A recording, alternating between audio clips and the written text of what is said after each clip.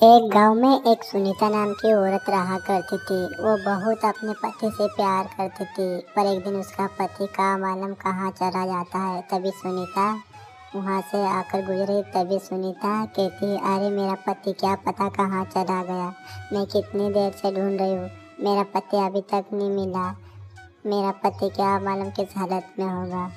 फिर इस तरह सुनीता बोलती रहती है और फिर सुनीता इस तरह से आती है, अपने पति को देखकर वो भी वहाँ पर आ जाती है। जैसे वो सुनीता अपने पति के पास आती है, अपने पति से फिर वो सुनीता कहती है, अरे तुम तो यहाँ बैठे हुए हो, मैंने कहाँ कहाँ नहीं तुम्हें ढूंढा, तुम कहाँ कहाँ चले गए थे, और हाँ तुम क्या पता कहाँ कहाँ जाया करते हो। बिट्टू है ना बहुत परेशान हो जाता है।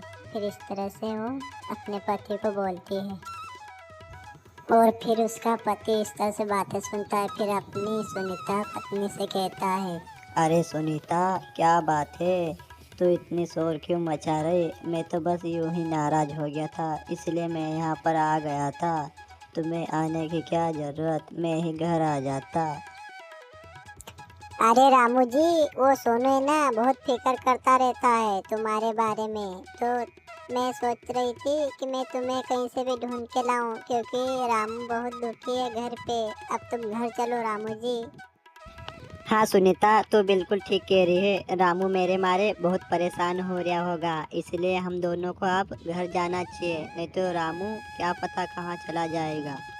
और फिर इतने में ही रामू और सुनीता वो दोनों घर जाने के लिए तैयारी करके पैदल जाते हैं। जैसे ही पैदल जाते हैं तभी वहाँ पे एक और गांव आता है, वहाँ से होकर जाते हैं।